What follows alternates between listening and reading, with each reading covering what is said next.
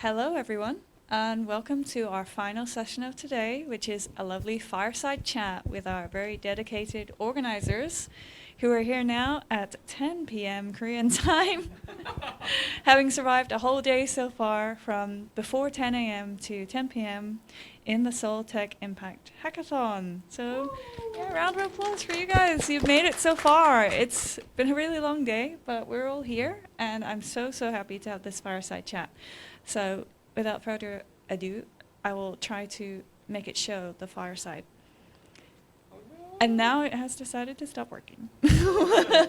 Let's give it a second. Let me, nope. Is it? Nope. Wait. It was working perfectly fine a second ago. Look, I'll get it. Yeah. What would be a hackathon without technical issues? Oh, there we go. Yeah, is it gonna play though? Not automatic. Oh, so fancy. This is all a part of the bit. That's how perfectly organized we are. We have a nice roaring pixelated fire in the background, streaming perfectly. Yeah, is it? It's pretty good. Okay, so what I wanted to do today was just have a little chat with the co-organizers and ask them how they got here, and maybe later we'll also have some time for questions if anyone wants to ask any. We only have 2 mics, so I'm going to spread the microphone love out. Alyssa, you can keep yours. So with that in mind, then, I will ask you the question first. Basically, how did you end up here on this stage? Tell us what brought you here. Actually, before you get to that point, can you tell us a little bit about yourself and then how you got here? Sure. Yeah. So my name's Alyssa. I've worked in tech for growth stage startups for about 6 or 7 years now. So I was working in tech in the States, and then I was recruited by Coupang Play to come be a product manager for their content management service. So I came here at the end of last year, worked with them for a while, and then I moved to a different company recently, and now I'm doing a little bit more on the marketing operations side. Took a break from tech and then decided that I really missed it. So when this project came about, I kind of jumped on the opportunity to get back with some like-minded people. I really like solving problems, and I like being with people who have a lot of innovative ideas. So yeah, I haven't done a hackathon since I was in the States at my old company. So yeah, I was just kind of craving to get back into the chaos. Yeah, well, we're really happy to have you here, and we really appreciate all of your insights and efforts. Definitely having someone who's actually done a hackathon before really helped. With that in mind, Beej, tell us how you got here. Tell us a little bit about you and what brought you to this stage. So how I got here, I walked. I'm sorry, I had to.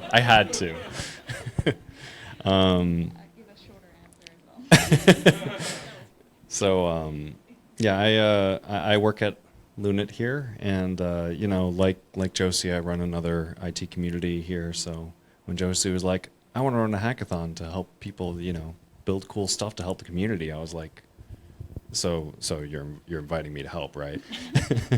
So yeah, that's pretty much it. I've been in Korea for a few years, jumped around companies a bit, finally found somewhere I like, and it's nice to be a part of a good community where people are looking to learn and grow and just do cool stuff to make the world a better place.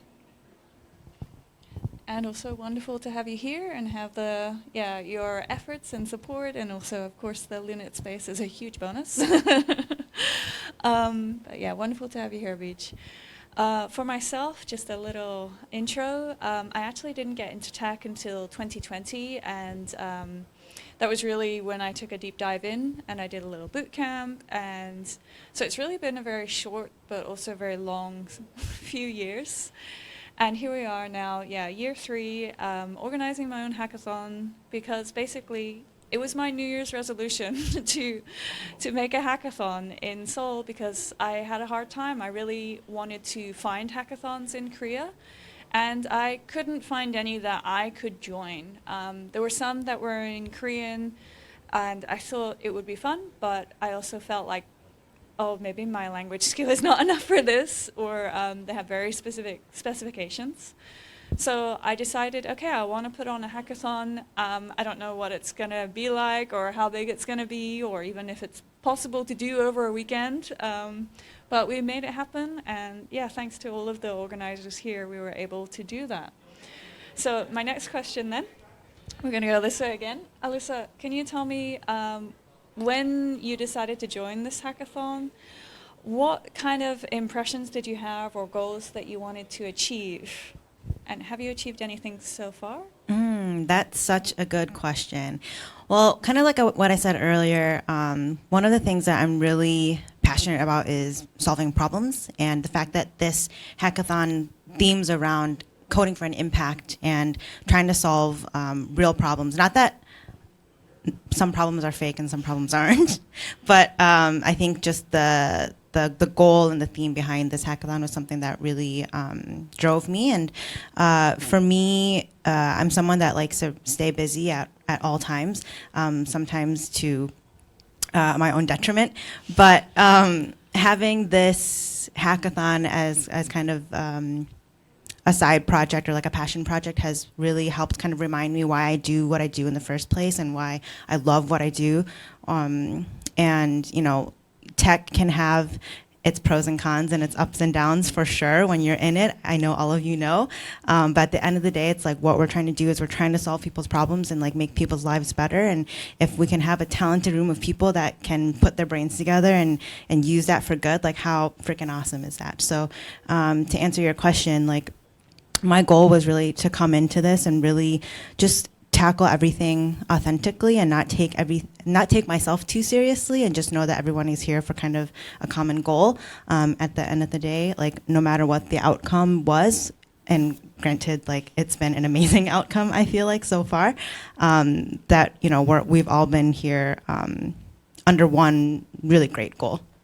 So yeah, that's a really wonderful answer. I think a lot of people here would also relate to that. And Beach, are you ready to answer the same question?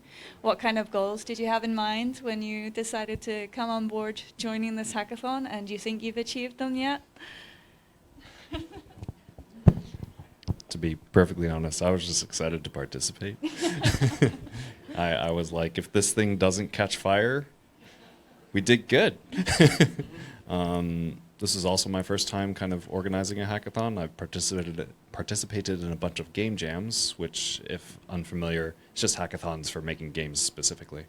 And those always seem like Herculean efforts. But under Josie's guidance, this was not too bad, very organized. I felt like I could contribute without being overwhelmed. And all the other organizers, Alyssa, Julie, Andre, very big help. So yeah, I was worried it would end up being a lot of running around and chaos and things on fire, but this has been delightfully smooth. And now it's all going to catch fire. I'm sorry. But yeah, it seems like everyone is very focused on their projects. People are the right level of nervous, as should be for a hackathon, and people seem just excited to do cool stuff together, and that feels good. I love it. So thank you for pushing us to like make all this happen. Can I add on to that a little bit? I don't know if this was a goal of yours, Beach, but the fact that you have also shared so much of your knowledge to everyone here, like as the hackathon has been going on, like in the midst of all of the chaos and organizing and then doing your job, like your full-time job on top of that. I don't know if that was necessarily a goal for you, but you killed it. So just want to point that out. Yeah, Beach, you've been also running a bunch of workshops. You've also been behind the scenes doing the camera things and the streaming and really contributed so much on the day as well as in advance. So definitely that's something you should recognize for yourself. That's a huge achievement. Yeah. We're proud of you. Yeah, I think both of you have actually pretty much covered what I would have said in terms of my goals of making this hackathon. As I said, was it was a New Year's resolution, but also I really wanted to bring all of you cool people together and see what you could make. I've joined some hackathons in the past, and one of the fun things about doing a hackathon is at the end you get to see what other people made, and you'll be like, oh my god, that's so amazing, and feel really inspired from that. So I really hope tomorrow we can all feel really inspired and proud of what we've made, both ourselves, well, the participants, and and what everyone has like contributed towards this weekend. So that, I think, is one of the things I think we're achieving right now. And also for me, I was just glad that people turned up. So thank you all for showing up. Thank you. In terms of the next question then, I would actually like to direct the audience a little bit. I know some of you might have some questions about how we got here. I'm looking at someone in particular. Okay, Sangen, is it? Sangen, could you tell us your question, and I'll repeat it for the mic.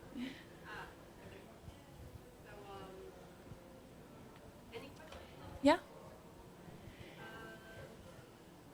How do you handle the stress within 24 hours? Like, the things going on 24 hours? Because before hackathon starts, of course, you plan that, like, okay, this is the start. But after 2 or 3 hours, you realize this may not gonna work, or you feel very nervous, or these team members not the ones that I expected. Okay, this is quite a long one to repeat for the mic, but essentially, as a participant, presumably, how do you handle the stress of the hackathon within 24 hours? All kinds of things can crop up. That's definitely true. So I have done a couple 24-hour hackathons before, so I have some experience, and maybe Beach might also want to pitch in as well. But basically, for me, keeping the end goal in mind and also being flexible is really, really important. One of the most important things you can do at a hackathon is be flexible, be adaptable.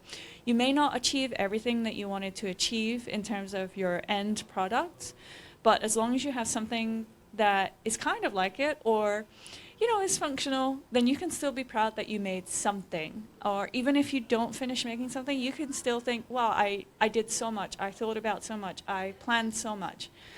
Everything that you're doing, it's taking up so much energy, so much brain power. You should still be proud no matter what you actually end up with at the end of it. But yeah, trying to be flexible, being adaptable, considerate of your teammates as well. All these things, they go into it, and try to remember also, like, there's really no prize that's worth completely exhausting and stressing yourself out over. There's very few hackathons that are worth doing that. So if you're giving yourself a lot of stress, just remember, like, it's just one weekend. I'm going to be exhausted, but at the end of the day, I don't need to really stress myself out of it. It's all about really the participation and the learnings that you take from the hackathon, rather than, oh, I want to win a prize. And Beach, would you like to add on to that? Oh, yes. Yep. So in terms of kind of strategy stuff, Ian covered a lot of it in his presentation on surviving a hackathon. The video and presentation are up. I recommend checking them out if you didn't get to see it. But one thing for me is kind of micro goals. So what's the next step? Okay, what's the next step? Oh, it's just another hour. Oh, it's just another hour, right? For those of you who play video games, it's like Civilization. Just one more turn. Just one more turn. Oh, just one more turn. Oh no, it's turn 457. Right? You can kind of treat the hackathon the same way. But also, similar to Josie's point of, like, have something that works. My very first game jam, we built, I still remember so many details because it was an amazing experience, but we failed miserably. And that's because we went kind of the waterfall style of, like, hey, you do this part, at the end we'll try to put everything together and then we'll present and we'll win the competition. And I still remember, like, at one point on the morning of, the other engineer and I were so tired because we just decided to stay up through the whole thing. One day, his name's CJ, and I'm like, CJ, I'm so tired. He's like, I'm tired too. He's like, you want to wrestle? I'm like, what? It's like, that'll wake us up. It's like, that's a great idea. So we just wrestled right there in the area. And, that gets the adrenaline going, and we're like, all right, let's hammer this out. But even with, like, silly stuff like that to keep yourself going, because we kind of did individual work streams and just kind of tried to put everything together at the end, we never got it working. I still have the assets. I still have the code. I still have all the art. It was a beautiful game. We were all really excited for it, and it never got made. But then my next hackathon had a much smaller team, more ambitious project, less skill, because I didn't do 3D, but we ended up doing a 3D game. And but we finished. It was trash, but we finished. And we were really, really, really proud of it. And I actually made one of my best friend, not one of, my best friend in LA in that game jam. So that was, you know, it's great to meet people, make friends, do something cool, learn how to work in a high pressure system. And like Josie said, just treat it as a learning opportunity and as a way to just enjoy yourself. But yeah. Thank you. Elisa, is there anything you would like to add on to that? Yeah, I would say from a kind of strategic perspective, always go back to the problem that you're trying to solve, like when you're feeling that stress, and kind of align with all of your team members. Another thing is try not to over-index on the details. When you know you have 24 hours, like really make sure you're thinking about big picture, like what are you gonna be able to present to get across the problem that you're trying to solve? And then the third thing that I would say would be to always kind of have someone be your like your scope bloat checker. So like periodically checking in, because it's super easy, I feel like, to be like, oh, but what about this idea? Like, oh, we can keep building on this. But then it's like, little do you know, eventually that scope continues to bloat. And then you have, double your workload. So I think just having someone that can like keep your team accountable is something that can kind of help with the checks and balances during that stressful 24 hours. Yeah, that's really, really good advice. I kind of always also tell people to start really small, and I mentioned this a few times today already, start really small and then build features as you go on. I think Ian also mentioned this as well. It's really easy to go into Hackathon thinking like, oh, I'm going to make this, and then you're like, actually, no, I can only make this tiny part of it, but that's still great. Like, even a tiny part is better than nothing. But before we move on to another question from the audience, I wanted to ask you too, let's start with Alyssa first. What has been your favorite part of today so far? My favorite part of today so far, I think just like, because I've been kind of walking around and creeping on the teams and like taking pictures and stuff for social. So I apologize if you got distracted by me creeping on your teams. But just being able to see everyone, that I assume not everyone came in knowing each other, kind of just like put their heads down and really collaborate and do it with intention, has been a really rewarding thing to see, because this is exactly what a hackathon is about, right? It's like you're coming in, you're kind of leaving your egos at the door, and you're trying to create something together, and being able to kind of see that play out in real time has been really rewarding for sure. Yeah, I fully agree. It's really been wonderful to see all kinds of people coming together and making teams and making something together. Beach, what's been your favorite so far? So the white in my beard is going to show a little bit here. So I don't write code anymore as a full-time job. I'm a product manager now. So, and even with that, I'm so busy that I don't actually get to see the process of building things. But being here, seeing so many people forming teams, all the collaboration, all the discussion, just seeing all the beautiful code on the screen, because I'm a junkie. It's just really nice seeing people working together, really excited, that excitement of a new project, of working with new people, learning things, building things. I miss it a little bit, and I kind of like to vicariously live through the different team members and be like, yeah, guys, do it, yeah, oh, so good. So that's probably been my favorite thing. Yeah, I would say in some ways for me as well. I work fully remotely, and in the jobs in tech where I have worked in person, it's been on much smaller teams. So this has actually been the first time I've seen this many people coding in one place. And it's been really fantastic to see everyone just getting on with things. Like, it's been pretty quiet here actually, because everyone's just been working so hard and like communicating really well. And also seeing everyone come in with so much enthusiasm has been really, really wonderful to see. Yeah, it's been some of my favorite parts. I hope we can keep that energy and enthusiasm all the way through to tomorrow, hopefully. Okay, if anyone else has another question from the audience, we have one right there. Michelle?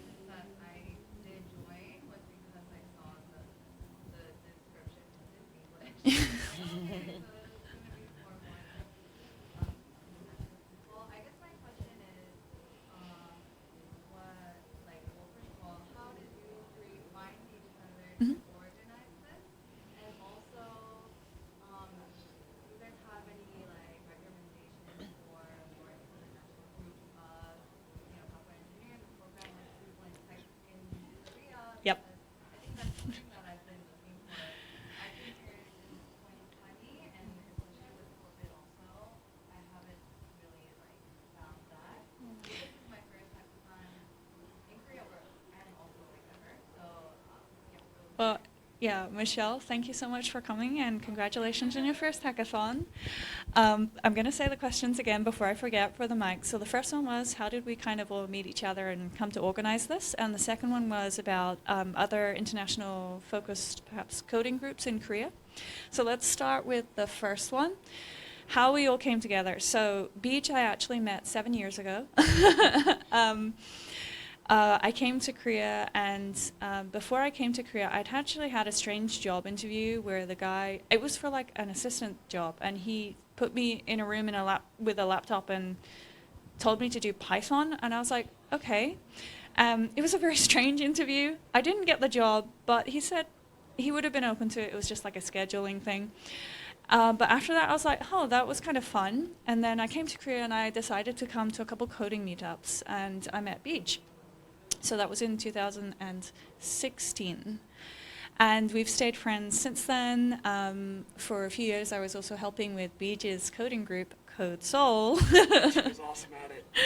And I actually ended up making my own coding group, Constant Coding, and we have kind of different goals with what we're doing there. But we still, stay in touch and obviously organize this event together. So. And Alyssa is kind of a new addition to my organizing crew. Would you like to explain the story? Yeah, so I met Josie through another organizer, Julie, who was here earlier today with like the short hair. But Julie and I actually met at another networking event in Seoul, kind of just randomly, and then found out, ironically enough, that we lived basically in the same neighborhood. And we kind of live on like the outskirts of Seoul, like nobody really lives in the neighborhood we live in. So it was kind of an interesting coincidence, and then found out her husband and I went to the same company. So anyways, long story short, I had attended one of the startup events in the winter where Josie actually presented an app that she was developing. So I had known of Josie before then, and I'd known some of the collaboration that Josie had done with Julie, and then Julie knew that I am a really type A person and like to organize things. So when this came up and Julie was a part of the team, she kind of connected me with Josie, and then, yeah, the rest is history. Yeah, originally Alyssa was going to be one of the judges, but when we met, I was like, actually, could you help organize? I would like you to have a much, much bigger role. So luckily, both Julie and Alyssa joined the organizer team, and they've done an absolutely fantastic job. Julie, who obviously is probably at home, hopefully sleeping, did so much of the catering stuff and all of the beautiful posters that you can see, and so many more things. And Andre, who is in hospital, has also been doing a bunch of stuff behind the scenes. And for Andre as well, Andre also runs a coding group called Free Code Camp Seoul. You can find it on Meetup. They also have a pretty active Discord chat, and every Sunday, usually, they meet here in Lunit from, I think it's 12 until 5. Check the meetup to confirm that's happening. You can just drop in and study, and it's really fun to meet all kinds of developers. But how Andre and I met was, I think he sent me our message, or I sent him a message, and we both asked Beach, do you know this person? And we were kind of like, who are you? So yeah, but we ended up, Andrea and I have also done some other workshops and stuff together, because in my group, coding group, Constant Coding, I'll sometimes come and do a workshop here at Lunit, or I've done another one. We did one at the Google Startup Campus together. So yeah, it's the organizer group is just a really fantastic group of people who are involved in so many things in the international coding community in Korea. And Alyssa, I hope you're going to be involved in some more things in the future as well. But yeah, there is more communities out there for you. You've got 3 there: Constant Coding, Code Soul, and Free Code Camp Seoul. If there's any others that I'm not thinking of, that are specifically in English. I believe there's an iOS one that is run by Florian. It's the iOS Developers Meetup if you're into iOS. Yep. I'm not 100% sure of the status of it, but I know that there's an AWS user group, and I believe Gon is trying to start kind of a foreigner arm of it because all of them are very heavily Korean, so that might be a possibility too. Yeah. But essentially, basically, most of the leaders of the foreign coding community have been involved in organizing this event. Yeah, so thank you for those questions. I hope you're having a good first hackathon. Yeah. Do we have any other questions? Yeah, go ahead. Sarah? We have really good eyesight. Glasses.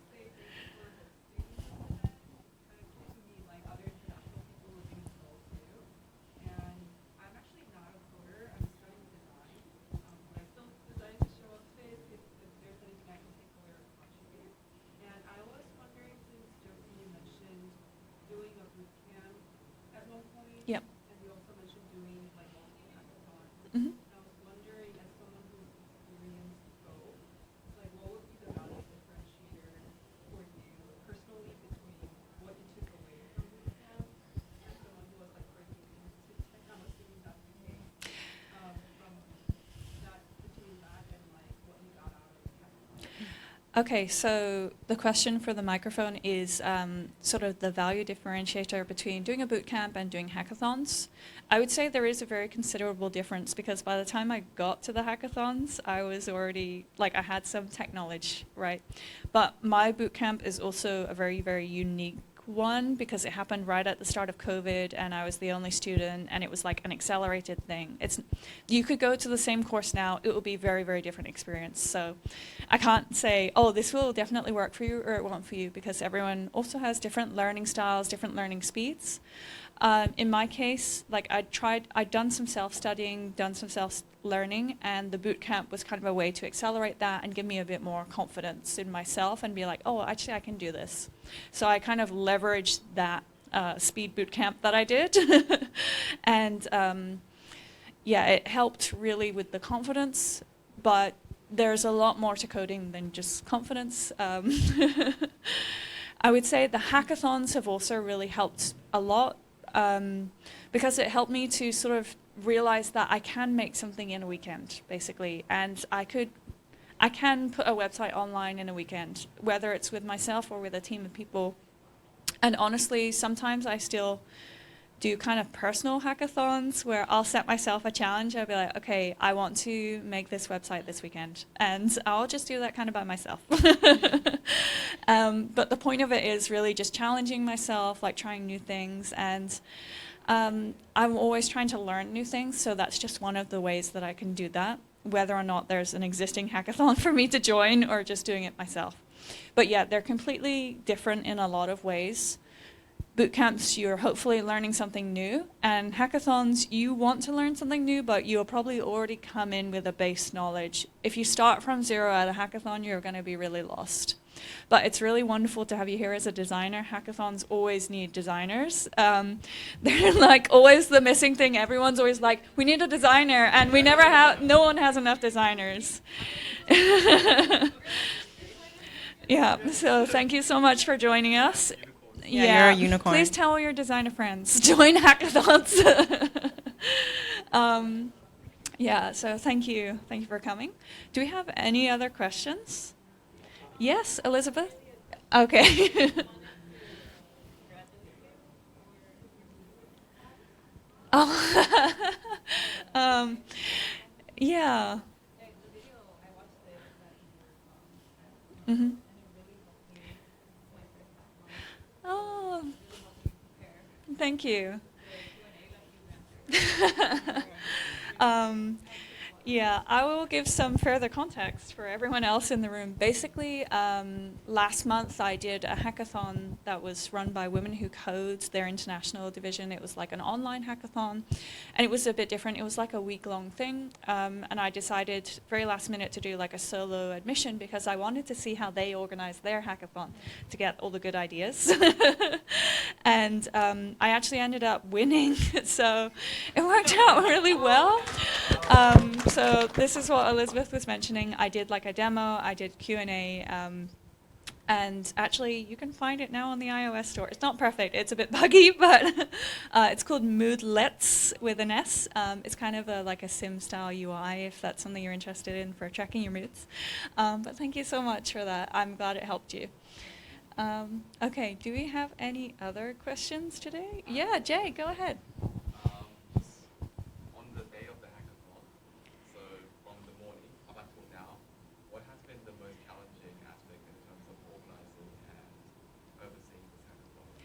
Okay, well, I'll start and you guys can keep your thinking faces on. I would say one of the most challenging things, yeah, there's not been any huge challenges. One of the hardest parts for us to get a handle on was the team building. We weren't sure how many people were going to come without teams, and because we were also doing a hybrid event, we wanted to make sure people online and people offline had teams. So we were really worried about that part, but it worked out pretty well. People who wanted extra members got extra team members, and people who didn't, they started doing things themselves. So I think almost everyone worked out well. But that was one of the biggest challenges we faced because it's a hybrid event and because there's such an assortment of people and people were coming in with existing teams as well. So that was one of the biggest challenges, I would say. Everything else has gone really smoothly so far, so maybe ask me again tomorrow. Yeah, another challenge obviously is also going to be like the exhaustion and making sure that everyone has enough energy, has enough snacks. We have so many snacks. So yeah, because also some of us organizers will also be here for most of the night as well. Keeping that energy up is going to be a real challenge. All right, I'm going to ignore you and then would you like to answer the question? I would probably piggyback off of that and say just making sure that everybody felt comfortable and safe to share their ideas and felt like they could contribute. And I don't know, it's like when you're trying to organize the event, you kind of automatically feel very protective of all the participants and just like want to make sure that everybody is feeling comfortable and good to go. So I think that was not necessarily stressful, but it was just like we just wanted to make sure that everybody was good. And then from like a purely logistical standpoint, just making sure that we had the right amount and the right variety of snacks to cater to everyone. Because like personally, snacks are very important to me. So, yeah, but just making sure that we had enough for everyone. Yeah, we did. So we sent out an RSVP beforehand to other participants, and we got a huge variety of dietary needs. We had vegetarians, vegans, allergies, halal, no pork, no beef, like basically every possible thing you can think of. And we have a limited budget, so we really had to try and cover as many people as possible in terms of the food and also stay within a reasonable budget.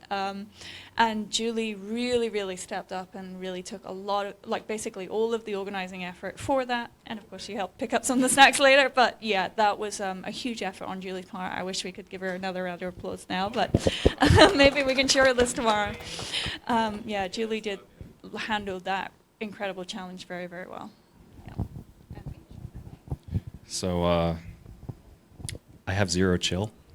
I volunteered to do a lot of workshops and the AV stuff. So one challenging thing has been maintaining energy because I've been going nonstop since the workshop started, which is fun, but it's also like, oh yeah, I signed up for the late night shift.